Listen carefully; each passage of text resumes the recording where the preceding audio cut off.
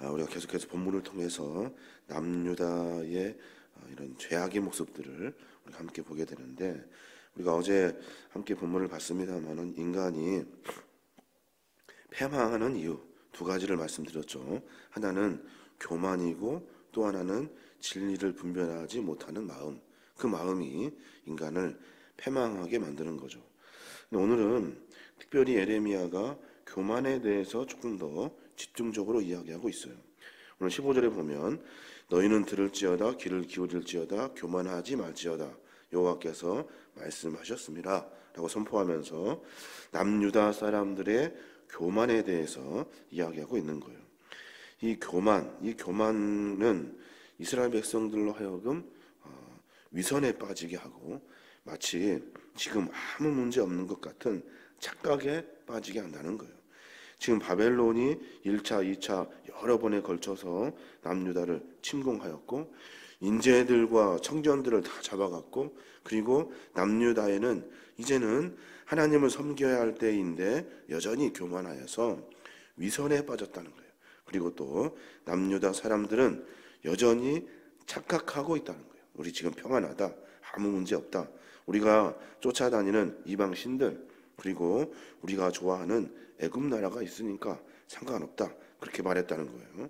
이 교만 때문에 이스라엘 백성들이 어떻게 되는지에 대한 이야기를 지금 예레미야가 해주고 있는 거예요. 교만한 자의 운명이 어떻게 되는가, 오늘 몇 가지 이야기하고 있습니다만은 그 첫 번째가 뭐냐면 흑암 중에 거하게 된대요. 흑암 중에.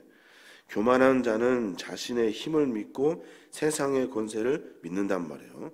자신의 빛, 그런 것들을 자신의 빛으로 삼고 기쁨으로 삼아요.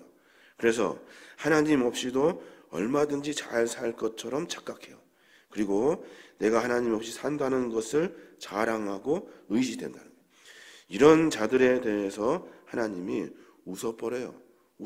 참 너희들 어이가 없다라고 말씀하시는 거죠. 마치 이런 거예요. 하루살이가 천년의 꿈을 꾸는 거예요.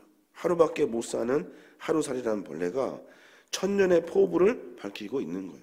내일 당장 어떻게 될지 모르는 남유다 사람들이 여전히 하나님을 떠났고 이방의 신들을 쫓아다니며 애굽을 의지하며 살았다. 그리고 자기가 쌓아놓은 그 성벽, 그것 바라보면서 평안하다며 깊은 교만에 빠졌다는 거예요. 그래서 어떻게 해요? 결국에는 하나님께서 그 모든 빛과 기쁨의 이야기들을 사망의 그늘로 바꾸시고 죽음의 흑암으로 바꾸실 것이다 라고 선포하고 있어요. 16절이 그 이야기하고 있는데, 그가 어두움을 일으키기 전 너희 발이 어두움 산에 거치기 전 너희 바라는 빛이 사망의 그늘로 변하여 침침한 어둠이 되게 하시기 전에 너희 하나님 여호와께 영광을 돌리라. 이 빛이 깜깜해지기 전에, 이 빛이 사막의 그늘로 덮어지기 전에 정신 차려서 하나님께 돌아오라 지금 선포하고 있는 거죠. 그런데도 어떻게 됩니까? 남유다 사람들 돌아오지 않아요. 하나님 앞에 서지 않아요. 그래서 예레미야가 울고 있는 거예요. 17절에 보면 너희가 이를 듣지 아니하면 나의 심령이 너의 교만으로 말미암아 은밀한 곳에서 울 것이며 여호와의 양떼가 사로잡힘으로 말미암아 눈물을 흘려 통곡하리라. 예레미야 그것을 보고 울며 애통하며 통곡하고 있다는 거예요. 교만한 사람들은 자기가 살아가는 것이 빛인 줄 알아요. 교만한 사람들은 하나님이 아니라 다른 것 쫓아가는 것이 흥인 줄 안다고요. 그런데 하나님은 그것을 용서하지 아니하셔요. 인간의 교만의 모습을 보고 시편에 있는 기자는 그렇게 선포해요. 시편 2장 4절에 보면 하늘에 계신 이가 웃으시며 주께서 그들을 비웃으시리로다. 하늘에 계신 주께서 우리의 교만한 모습을 보시고 웃으신다는 거예요. 니네 참 웃긴다. 어떻게 될지도 모르는 그 순간에 그 인생의 삶을 하루살이 같이 살아가는 너희들, 교만하여서 평안하다, 좋다, 기쁘다, 이대로가 좋다 라고 하면서 마치 천년을 꿈꾸는 것처럼 살아가는 너희들 참 웃긴다 하면서 시편 기자가 기록해내고 있고, 지금도 역시 예레미야가 그 이야기를 하고 있는 거예요. 교만하지 않으려면 어떻게 될까요? 교만하지 않으려면 하나님께로 돌아와야 돼요. 오늘 이 말씀에 보니까 하나님께 영광을 돌리라 그랬어요. 하나님께 영광을 돌린다는 것은 내가 하나님을 섬깁니다 라고 말하는 것이 아니라 내 삶이 하나님이 드러나는 삶으로 사는 것, 이게 하나님의 영광을 돌리는 삶이에요. 그 삶은 하나님 중심 아니면 살 수가 없죠. 그 삶은 드러나는 것이 자기가 아니라, 세상의 것이 아니라 하나님의 것이기 때문에 그의 삶은 교만할 수가 없는 거예요. 이렇게 살아야 우리의 인생이 하나님 안에 흥하여지게 되는 거예요. 어려움이 있을 때 피할 길을 예비하신 하나님의 은혜를 만나게 되고, 넘어질 수 있는 그 순간에서도 하나님 우리를 긍휼히 여겨주셔서 일으켜 주신다는 거예요. 이게 하나님의 은혜예요. 또 교만한 사람들은 운명이 어떻게 돼요? 오늘 보니까 사막에서 바람이 불어, 사막에 바람이 불어가지고 날아다니는 풀과 같대요. 풀. 사막에 이렇게 건조한 바람이 막 불잖아요. 그 풀이 하나 자라고 있는데 건조한 바람이 계속 불어서 그 풀이 죽어요. 그 풀이 죽어서 그 바람에 뽑혀요. 뽑혀서 그 넓은 사막에 널브러져서 바람에 풀려 이리 갔다 저리 갔다 한다는 거예요. 남유다 사람들이 그렇게 될 거래요. 요야김 초기에 유다는 어디를 쫓아다녔냐면 애굽을 쫓아다녔어요. 바벨론이 약수를 멸망시키고 애굽의 일구만 남겨놓고 이제는 다 점령시킬 때를 기다리고 있는 그때 남유다 사람들이 여전히 망해가고 있는 애굽을 쫓아다녔다는 거예요. 그래서 괜찮다 괜찮다 이야기하면서 거기에 모래에 뿌리 박고 사는 풀처럼 그들이 그렇게 애굽에 이 손을 대놓고 다리를 담가놓고 그렇게 살았다는 거예요. 결국에는 어떻게 하신다는 거예요? 하나님이 바람을 불어 건조한 바람을 불러서 애굽을 뽑아내시겠다는 거예요. 그래서 그 넓은 사막에 널브러지도록 하시겠다는 거예요. 그 일들을 남유다 사람들과 똑같이 당하게 하실 것이다 라고 지금 말씀하고 계시는 거예요. 왕과 백성들의 이 교만으로 말미암아 남유다 사람들이 멸망해 가는 거죠.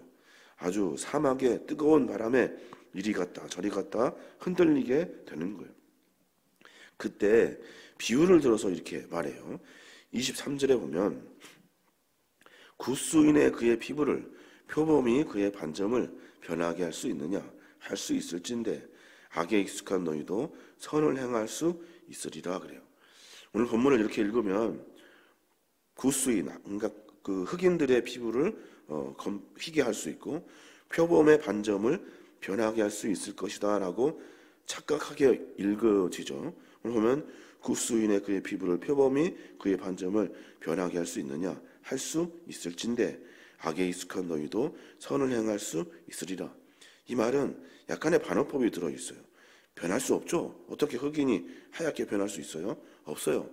표범의 반점을 변하게 할 수도 없어요. 그런데 그런 상태가 지금 너희다. 너희가 굿수인의 피부 같고 표범의 반점과 나도 같다. 할 수 있을 것 같지? 너의 교만으로 바꿀 수 있을 것 같지? 한번 해봐라. 너희가 가지고 있는 선으로 할 수 있는지 한번 해봐라 하는 것이 예레미야의 말씀이에요. 이 말의 글을 잘 읽어봐야 되는데 불가능하다. 너희들이 하는 선으로는 말도 안 되는 일이다 라고 지금 선포하고 있는 거예요. 이 말은 무슨 말이냐면 남유다 백성의 죄악이 찌들 만큼 찌들어가지고 인에 박혀 있다는 거예요. 그 교만이 완전히 빠질 대로 빠져가지고 더 이상 빠져나올 수 없을 만큼 그렇게 교만의 길에 들어섰다는 거예요. 여전히 사람들은 하나님이 아니라 이방신을 섬겼고 사람들은 세상의 힘을 쫓아다녔다는 거예요. 그걸 하나님이 용서하시겠나? 용서할 수 없으실 것이다 라고 예레미야가 선포하고 있는 거죠. 또 하나, 교만한 사람들이 어떻게 멸망하냐면 치마가 들리는 것처럼, 발꿈치가 상하게 되는 것처럼 그렇게 망해간대요. 치마가 들린다는 것은 뭘까요? 치마가 들린다는 것은 여인들의 치마가 이렇게 거꾸로 뒤집어지는 거죠. 26절에 보면 그러므로 내가 내 치마를 내 얼굴까지 들춰서 내 수치를 드러내리라 그래요. 여인들이 치마가 얼굴까지 들춰지면 창피하잖아요. 부끄러운 일들이 그들에게 일어나게 될 거예요. 애굽을 쫓아다녔던 사람들이 이제 바벨론의 군대로 침략을 당합니다.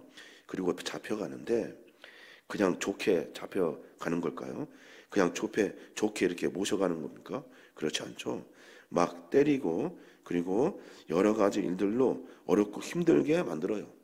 발에는 착고를 채워가지고 발꿈치가 상하게 되고, 여인들은 바벨론의 군대 그 군인들에 의해서 유린을 당하게 된다는 거예요. 그러니까 전쟁의 포로는 옷이 벗겨진 상태로 끌려가게 되고 발꿈치가 상하여지는 착고를 차게 될 것이다. 너희의 교만은 그렇게 될 것이다 라고 지금 선포하고 있는 겁니다. 이스라엘 백성들의 삶의 교만이 하나님의 진노로 말미암아 그들이 완전히 멸망당해 가는 거예요. 오늘 우리의 삶의 모습도 한번 깊이 점검해 봐야 합니다. 말씀을 보면서 그런 생각이 들어요. 그들의 이야기구나. 그들 왜 그렇게 살았지? 좀 적당히 교만하면 될 것인데 좀 하나님을 섬기지 왜 그렇게 살을까 하는 생각이 들어요. 그 순간에 어떤 마음이 드냐면 내가 역시 하나님을 그렇게 섬기고 있어요. 하나님을 열심히 충성을 다하여 전심으로 마음을 다하여 섬기면 참 좋을 것인데 입으로는 하나님을 섬긴다고 하고 겉으로는 그럴듯하게 신앙생활 하지만 여전히 내 마음과 삶은 교만하여서 하나님이 아니라 다른 것을 쫓아 살아가고 있다는 거예요. 그러면서 어떻게 해야 돼요? 나는 정상인 줄 안다고요. 나는 신앙과 믿음 생활 잘하고 있는 줄 착각한다고요. 이게 지금 남유다와 우리와 비슷해. 결국에는 어떻게 됩니까? 잘 아시는 것처럼 결국에는 바벨론의 침공군에 의해서 남유다 백성들이 다 잡혀가죠. 70년의 포로 생활을 또 하게 돼요. 포로 생활 가운데 이스라엘 백성들이 완전히 다 그냥 죽어갑니다. 그런데 그 순간에 짧게 아주 고통스러운 그 기간 동안 하나님을 찾아요. 그 찾는 그 마음을 하나님이 보시고 그들에게 긍휼의 은혜를 베풀어 주셔서 다시 이스라엘 땅으로 돌아오게 됩니다. 우리 신앙의 모습도 그래요. 넘어질 수 있고 교만할 수 있고 포기될 수 있고 멀어질 수 있어요. 근데 분명한 것은 돌아갈 수 있는 힘이 있어야 돼요. 힘이. 비록 지금 고꾸라져서 넘어지고 심판 가운데 있는 것 같지만 내 믿음과 신앙 끝에 작은 한 점의 신앙이라도 놓쳐지지 아니하도록 우리의 신앙을 분명히 잡아야 돼요. 처음부터 끝까지 100점 맞으면 얼마나 좋겠습니까? 하나님은 그걸 원하시지 않으시죠. 작은 일이라도 하나님을 생각할 수 있는 마음을 보시고 하나님은 용서해 주시는 거예요. 우리의 신앙의 삶의 고백이 있었으면 좋겠어요. 하나님, 우리는 교만하지만 하나님을 버리지 않겠습니다. 하나님, 우리는 죄 가운데 세상에 살고 있지만 절대 하나님과 멀어지지 않겠습니다. 하나님, 용서해 주시고 돌아섰을 때 긍휼의 은혜를 베풀어 주십시오. 이 마음이 우리의 솔직한 고백일 거예요.